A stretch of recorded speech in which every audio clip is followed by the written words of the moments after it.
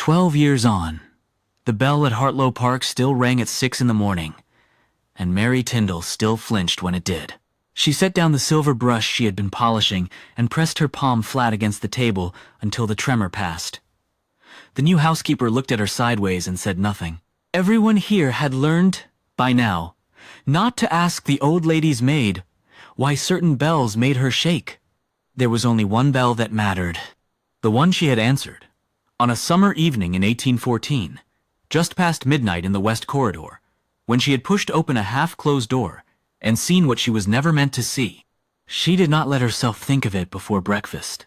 She made the new mistress's tea instead. She laid out the gloves. She walked the long gallery to the morning room and curtsied to a young woman who had married into Hartlow last spring and who treated Mary with a careful, distant kindness. The young mistress had no notion that the old maid who threaded her ribbons had once stood at the center of a private war between two houses. No one in this room knew. Mary had spent 12 years making sure of it. Then the post arrived, and a letter came on the salver bearing a black wax seal she had not seen in a decade, and her hands went cold inside her sleeves. In 1814, she had been 22 and bright with it, the youngest lady's maid Hartlow had ever taken on, brought up from the village by a kind aunt and grateful past speaking for the place. Her mistress then had been Lady Cordelia Vane, the second daughter, 20 and golden and in love. The man Lady Cordelia loved was nobody's idea of a suitable match, a country surgeon's son named Thomas Ashbright, who had come into the household to tend the Earl's failing eyes, who read Greek for pleasure, who looked at Cordelia as though she had been the answer to a question he had not dared ask aloud. They had kept their attachment secret because they had no choice. The Earl had already promised Cordelia to the Duke of Marburn, a man twice her age, lean and brilliant, and ungentle, whose lands ran beside Hartlow's western border, and whose late wife had died of grief that the village still whispered about. Mary had loved Lady Cordelia the way a young maid loves a kind mistress who treats her like a sister. She had carried Cordelia's notes to Thomas Ashbright in the Rose Walk. She had hidden Thomas's letters between the pages of her own prayer book. She had been the only person in the house who knew, and she had been proud of knowing. Pride, she would learn, was the first step in a long fall. The night the trouble came, Mary had been carrying clean linens up the back stair. She heard voices in the West Corridor, not loud, but pitched in the dangerous low-key people used when they meant to be heard by no one. She slowed. She set the basket down. She moved without thinking, because at 22, she still believed she was the protector of her mistress's secrets. And she pushed open the half-closed door at the end of the passage. There were two figures inside the library. One was Lady Cordelia's elder sister, Lady Helen Vaneproud, sharp, already a viscountess by then, and very tired of being the daughter who had married well, but quietly, while her younger sister was set to be a duchess. The other was Mr. Pellow, the family solicitor, a small man with a face like a worn coin. Mary saw Lady Helen press a folded paper into Mr. Pellow's hand. Mary saw Lady Helen say, very plainly, "It is signed Thomas Ashbright, and it will be in the Duke's hand by morning. Make sure of it." Mary saw Mr. Pellow nod. Mary understood the shape of it at once. She did not know what was in the letter. She knew only that it was forged, and that it was bound for the Duke of Marburn, and that it would do whatever damage the elder sister had decided to do. She stepped back from the door.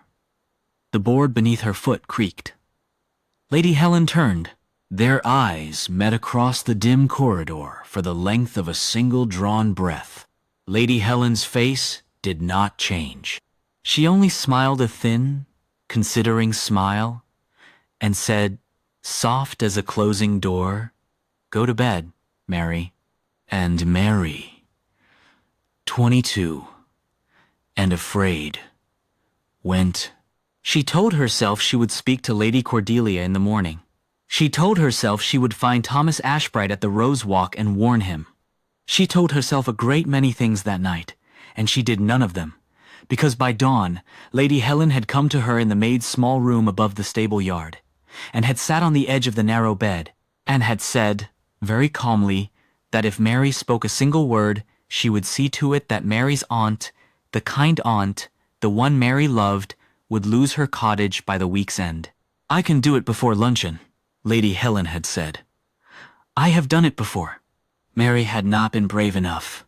She had been the daughter of a tenant who knew how easily a roof could be taken. She had stayed silent, and so a forged letter, in a hand the household swore was Thomas Ashbright's, had reached the Duke of Marburn by noon. A letter that named Lady Cordelia faithless, that confessed an attachment to another, and a plan to flee, that ended with a sneer at the Duke's name.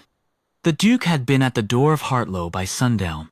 Cordelia, called down, had read the letter in front of him and the Earl and her sister, and had not understood what she was reading, and had said, white-faced, that it was none of her doing, but the hand was Thomas's. And Thomas had vanished from the household that morning on a sudden summons no one could verify, and the Earl had been too proud to fight a lie that the Duke half believed already. The match was broken in an hour. Cordelia was sent north to a cousin's house. Thomas Ashbright, found 2 counties away wholly bewildered, was paid off, and told never to come near Hartlow again. He went to sea. Within a year, Cordelia was married instead to a sallow baronet of the cousin's choosing, a man who did not cherish her.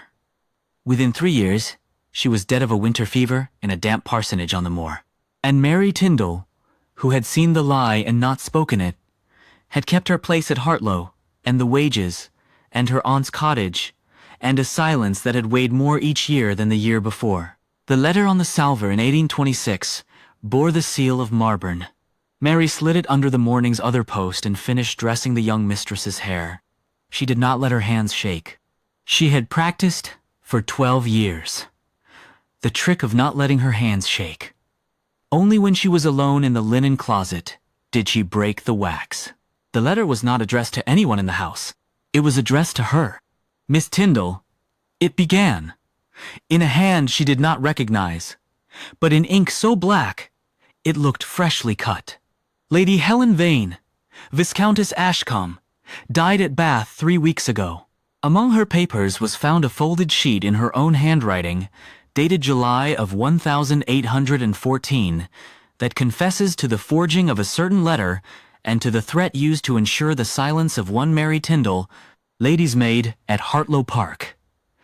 The sheet was by her own instruction to be forwarded to me on the event of her death. I have read it. I will be at the south gate of Hartlow at 3 o'clock tomorrow. You will, I trust, do me the kindness of meeting me there. It was signed Times Marburn. Mary sat down on a stack of folded sheets. The closet smelled of lavender and old cedar. She did not cry. She had not cried for years. Not since the news of Cordelia's death had reached her by a kitchen rumor, and she had wept in the pantry till her chest ached. She read the letter twice, and folded it and put it inside her sleeve, where the paper warmed against her wrist. She had imagined, in her worst night thoughts, the moment of being found out. She had not imagined being summoned by him. The Duke would be older now, of course, past 60. The village still spoke of him as a man who had grown harder after the broken match, who had never married, who had become known for the cold precision of his estate work, and for a particular hatred of liars. Mary had taught herself not to think his name. She went to the gate at 3. He was already there, on horseback, sitting against the grey October sky like a figure cut from slate. He swung down when he saw her. He was tall still and gaunt, and his eyes were the color of wet flint. He took off his hat. "Miss Tyndall," he said. His voice was quieter than she had braced for. "I am grateful to you for coming." She had rehearsed a great many sentences in the night. They all fell away. She said, "Your Grace, I should have spoken. In 1814, I should have spoken." He looked at her for a long moment. He said, "Yes, you should have. Then, and you did not. Because she threatened the only person who had cared for you. Yes, I'm 63 years old, Miss Tyndall. I have spent 12 of those years believing a woman I loved had betrayed me, and the next 10 believing I had been right to suspect every quiet face I met. I would like Before I die, to set down at least one thing that is true. He drew a folded paper from his coat. It was Lady Helen's confession in her own narrow hand. He gave it to her without flourish. "Read it," he said. "It exists. It cannot be unwritten. I will not require you to add to it. You have been punished by your own silence for 12 years, and I do not propose to add to that either." Mary read. She read of the night she had stood in the corridor. She read of the threat about her aunt's cottage. She read of Helen's bitter, lifelong pride in having engineered the ruin of a sister she had envied since girlhood. She read Helen's last lines times, "I do not ask forgiveness. I ask only that the truth lies somewhere outside my grave times." And she folded the paper carefully, because it did not belong to her. She held it out to him. He shook his head. "It is yours," he said. "To do with as you choose. Burn it if it is easier. Or give it to her family. Or keep it in a drawer. I have made my own copy." "Your Grace," she began, and her voice cracked at last. "What do you want of me?" He was quiet a moment. The wind moved in the hawthorn. He said, "I want you to understand that I do not blame you. I blame the woman who used you. And I want, if you will allow it, to set right one small thing that is within my power. Lady Cordelia had a child by the baronet, a daughter. She is 19. She has been raised in that damp parsonage on her father's small living, in the belief that her mother was a faithless woman who broke the heart of a duke. I would like Miss Tyndall to give that young lady back her mother's name. I would like to settle a portion on her and a small estate, and a letter under my own hand that says her mother was wronged. I would like you, if you can bear to be the one to give it her." The wind in the hawthorn went on. Mary found that she was weeping after all. Very quietly, the way she had wept in the pantry 12 years before. "You would have me carry it?" she said. "You knew her mother," he said. "Better, I think, than any of us. And you have been the keeper of the truth, even when you could not speak it. I think it ought to be you." She thought, then, of Cordelia at 20, laughing at a window, pinning a rose into her hair.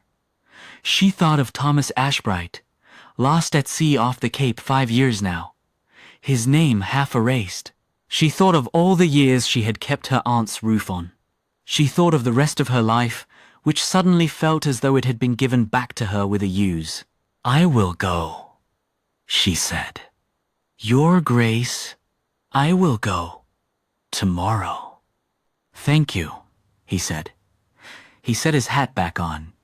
He hesitated, and Mary saw, in the slight unsteadiness of his hand, that he too had spent 12 years learning the trick of not shaking. "Miss Tyndall, you were a girl. She was a viscountess. You did not have what was needed. Few in your place would have. I do not think the dead would have asked it of you." He mounted. He rode away under the bare hawthorns. The journey to the moor took 3 days. Mary went in a hired chaise, with the Duke's letter and the deed of settlement in a leather case at her feet, and the Lady Helen confession folded inside her prayer book, and her aunt's old shawl across her knees. The parsonage was low and gray, and a thin young woman with Cordelia's mouth and Thomas Ashbright's grave dark eyes opened the door to her. Mary said her name. She said she had served the young lady's mother. She said she had brought certain papers, and a letter, and a truth that had been a long time coming. The girl Eleanor, she was called, looked at her with the steady, careful kindness of a person who had been told all her life that her mother was a disgrace, and who had decided, privately, not to believe it. Mary did not give the papers first. She sat at the parsonage table, and she told the story herself, plainly and without sparing herself, from the corridor and the creaking board to the threat about the cottage, to the long silence, and the letter on the salver. She wept in the telling, and the girl wept too. And at the end, Mary laid the deed and the Duke's letter on the table between them and folded her hands. "He is an old man now," she said, "and he has tried to give you back what he can. The rest your mother's name. What kind of woman she was that I can give you. I knew her. She loved your father very much. None of what happened was her doing, or yours." Eleanor put her hand over Mary's. Her hand was warm. "Will you stay a while?" she said. "There is so much I would ask." Mary stayed a fortnight. She told the girl every small thing she could remember, the way Cordelia had hummed when she pinned her hair, the books she had loved, the dog she had spoiled, the way she had laughed at her own bad French. She watched color come into the girl's face that had not been there when she had opened the door. On the last morning, Eleanor walked her to the chaise and kissed her cheek and called her times Aunt Times without thinking. And Mary, who had no children of her own and had buried the dearest mistress of her life and had stayed silent for 12 years to keep a roof over the woman who raised her, felt the long-carried weight of it slide at last from her shoulders. She went back to Hartlow. She returned to her work. She did not speak of the journey. The young mistress noticed only that the old lady's maid no longer flinched at the 6 o'clock bell. The Duke of Mauban died the following winter. His will was read in the village church, and the village heard, with some astonishment, that a settlement had been made on a parson's daughter on the northern moor, and that a small annuity had been left in the name of Mary Tyndall of Hartlow, in gratitude for a service of conscience. Mary did not take the annuity for herself. She used it every year to keep her late aunt's cottage open as a refuge for girls in service who had nowhere to go. There were always such girls. There would always be. She would meet them at the door and look them in the face and say, very gently, that this was a house where the truth could be spoken aloud and would be safe. It was not, she knew, the life she had imagined at 22. It was a smaller and quieter atonement than she had once thought such a thing would require. But it was hers, and it was honest. And on the long evenings, when the wind moved in the hawthorns at the south gate, she sometimes felt her old mistress beside her at the fire, and forgiven.